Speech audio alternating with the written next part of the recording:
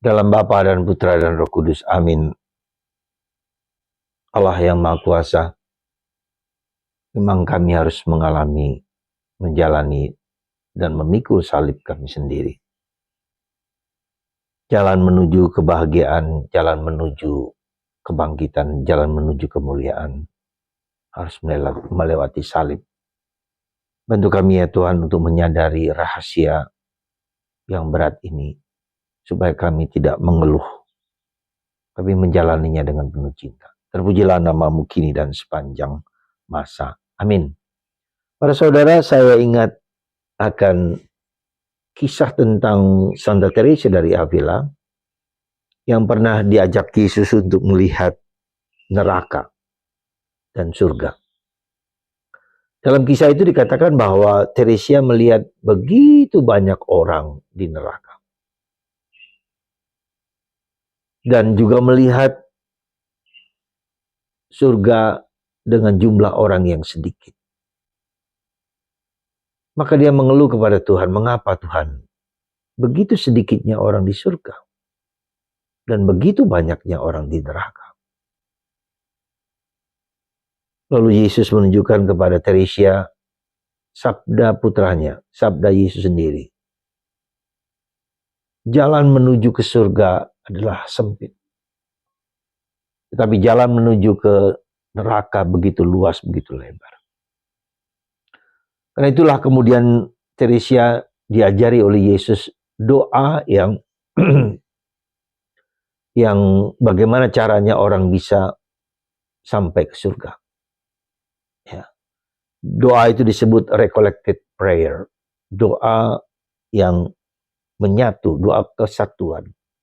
Recollected. Jadi pikiran, hati, badan kita menyatu. Ya.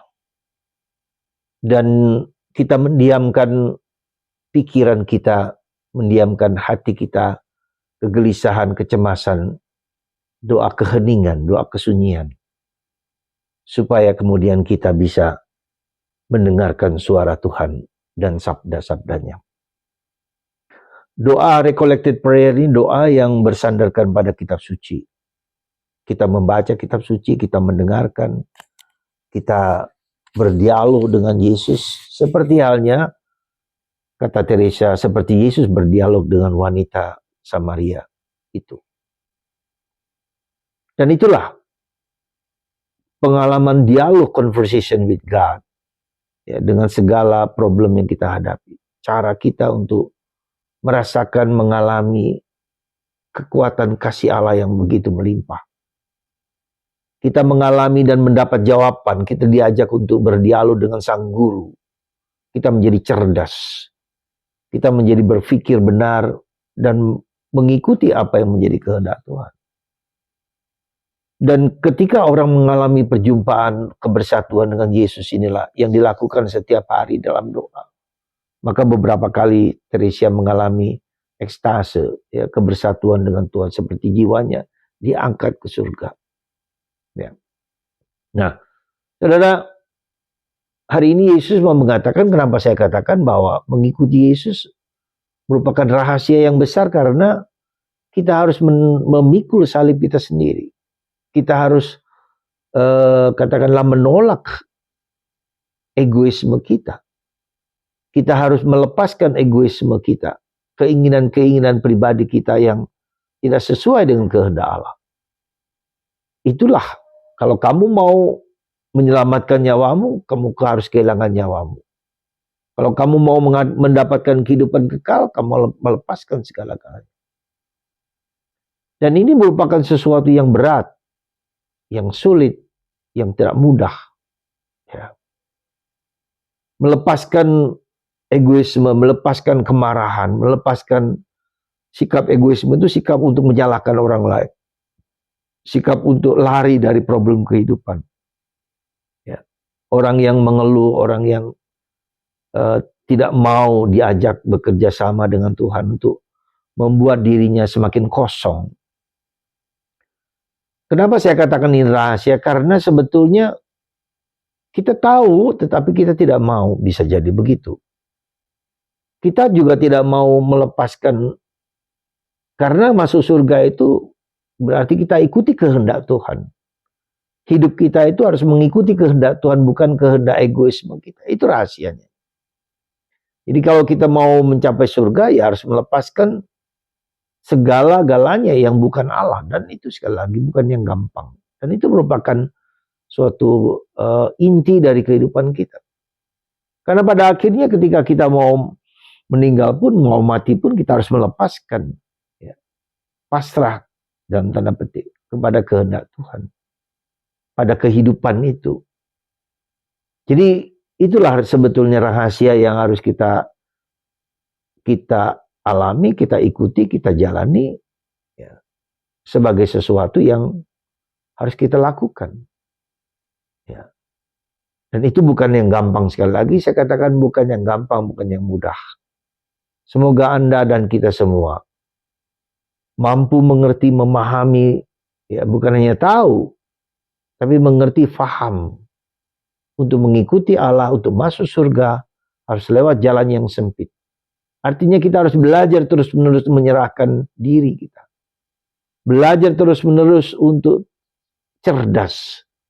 Bukan aku ya Tuhan, bukan aku, kata Paulus. Tapi Engkau.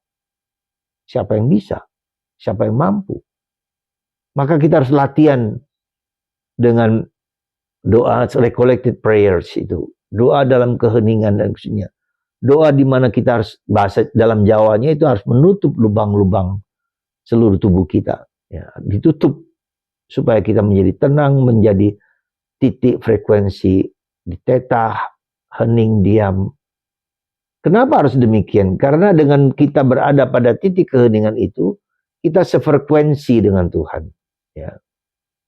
Jadi kenapa kita tidak mampu mengenal frekuensi Tuhan? Karena kita berada di bawah frekuensi Tuhan di atas. Maka kita mohon Roh Kudus supaya kita memahami frekuensi getaran energi Tuhan yang demikian itu. Kita diajak diangkat. Kita diajak kepada tingkat kepengilahian. Ya, maka kita harus dalam tanda petik menghentikan, menutup segala katakanlah lubang-lubang dalam tubuh kita, pikiran kita, keheningan dan kesunyian itu setingkat itu. Ya, ketika kita di sini kita menjadi PK, mengalami, mengerti, memahami, kita berada dalam bahasa yang mungkin agak sedikit kita pahami, menjadi dalam tingkat dewa. Ya. Dewa berarti harus menjadi dewasa. Jadi dewasa itu orang yang berada pada level yang tinggi, yang menerima segala sesuatu, menyelami segala sesuatu, dan mempersembahkan segala sesuatu kepada Tuhan, bukan kepadaku. Kehendakmu lah yang terjadi. Dan ini proses, kita harus proses kalah dengan diri sendiri untuk memasuki dunia itu. Semoga Tuhan memberkati Anda dan kita semua, supaya kita sampai kepada titik yang tertinggi seperti itu. Dan itu dilakukan oleh Santo Bonaventura yang hari ini kita rayakan karyanya, hidupnya. Dia berada pada titik yang tinggi ini dan mengenal kehendak Allah dan berkorban untuk Allah dan mendapatkan pewahyuan dari Tuhan sehingga dia diangkat menjadi pujangga gereja. Dan luar biasa. Pujangga gereja adalah orang yang diangkat ke permukaan yang lebih tinggi, mengenal kehendak Tuhan dengan tulisan-tulisan apa yang dialami bersama Tuhan ditulis. Dan Teresa Avila juga begitu. Ya, dia mengalami perjumpaan dengan Allah dan menulis pengalamannya dengan buku-buku yang luar biasa, The Perfection, ya, Interior Castle, dan banyak lagi tulisan-tulisan lain.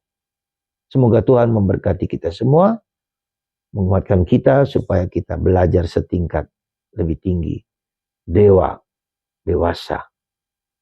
Tuhan memberkati kita semua. Bapa, Putra, dan Roh Kudus. Amin.